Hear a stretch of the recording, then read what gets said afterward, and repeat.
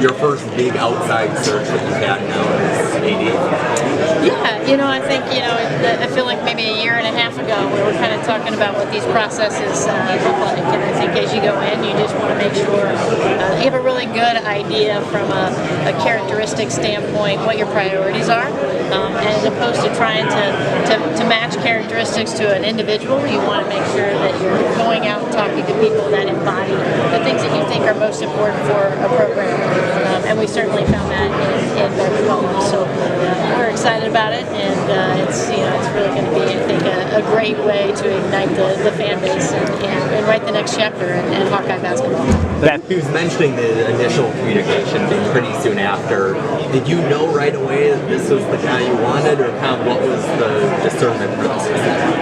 I think when you start these things, you sort of go through and you've got certainly a list of people, and he was on it from the beginning. I will tell you, just in the first conversation that we had that Saturday morning, I think at about 8 o'clock, I think you start to really get a feel for who people are, and if they meet you in maybe a real place of connection. So you get to learn a little bit about them, what's important to them, as opposed to maybe being a true sort of Q&A. It's just, how do we build a relationship? How are we going to work together? What's important to them? And that's kind of how I approach that part of the process. And not to say we don't get into formal Q&As at some point, but I think building that connection with a coach and trying to understand if I feel their value system is going to match with ours was a key, and that became evident quickly. Beth, did you make Ben any promises in terms of NIL roster building money? We certainly talked about what we thought the program needed to be successful, and that was certainly a big piece of every conversation about where we sit in the Big Ten and what resources it was going to take, and what our level of commitment was to ensure we positioned the program and him for future success. Well, Beth, I know you were using attributes that you were looking for that you see. Yeah, I think the first thing, and you've heard this from him today, is you got the X and O piece, which is always important, but we wanted somebody that was going to be a leader men. And it's going to help them be the best they could be today, and that means being an educator, means accountability. We wanted somebody that's going to develop them today, and that's going to lead to those opportunities for them later in life to be great, husbands, fathers, and citizens. So that piece is really critical.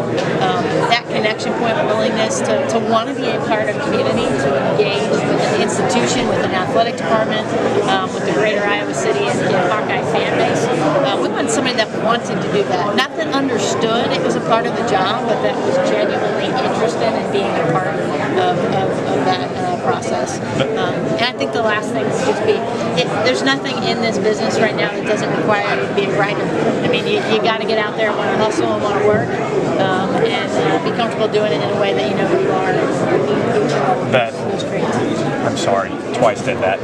Looking at Ben, he mentioned filling up Carver being really important. How important was that to you in this hiring process? Well, I think, again, it goes back to wanting to make sure that we had a coach that was genuinely interested in bringing and having a connection with our fan base, with our students, with our alums.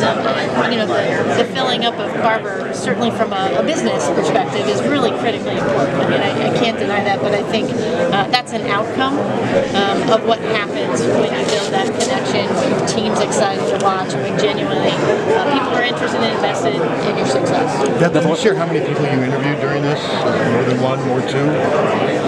Oh, we had a good handful of conversations. With multiple coaches? Yeah. Now the level of conversation is obviously a little bit different depending on where they are in the process. But we certainly did our due diligence, and I can give you a number, but I'm not sure I even know what that is off the top of my head. But more than two?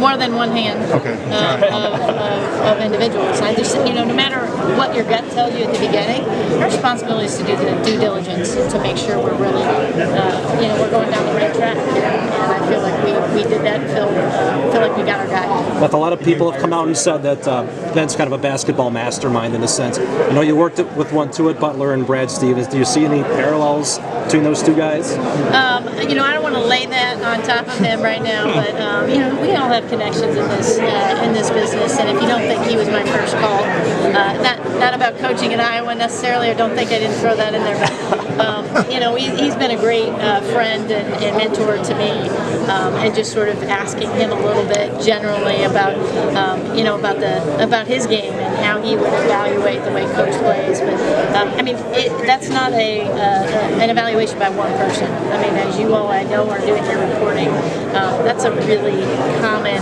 perspective from people that know the game of basketball.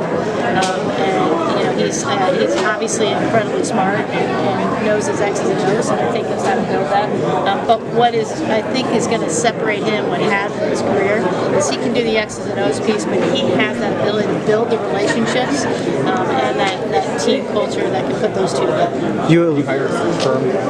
We did work with Parker, and they were great. Yeah. You alluded. Mechanically, you've got a lot of things going on too, with Norman and kind of all that. Walk me through what these last 7 hours like for you. Yeah, I was really excited to get to go to Oklahoma yesterday. I actually didn't go for the first round, and that was because I got a chance to celebrate Patricia Tippy turned 90, an incredibly generous supporter of the university, obviously her and Henry, and so that was a lot of fun. But we had this all wrapped up, and so that was a great opportunity to be with the team down there. Certainly not the outcome they were hoping for, but so proud of the season that they had as well. You alluded to coming across Ben in a previous search. What can you share about that? Yeah, actually, when I was hiring at Ball State, we had a phone call. So it was sort of and he was playing in the national championship. Won the national championship actually that year. And so it was funny early on. We talked about that pretty quickly, and so we were pretty far along in the process when they were finishing up there when his name came on the radar. But I thought it was just a really good reference point that people have known in coaching circles, to be sure, about the way he plays and the success he's had for a long time. And I think now it's just on the national stage, and it feels like he just arrived, and I think he's been here for a while. So it's been fun for that to come full circle. Beth, you mentioned his ability to make relationships, strong relationships. How can that help him in NIL and the transfer portal?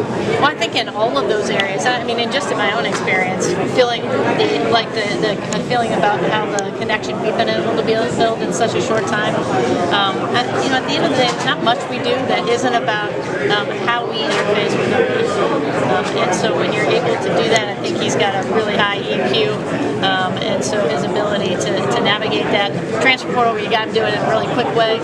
Certainly talked about that more than evaluating film. Just hey, once I find those talented guys, are they going to be a good fit? So I think that's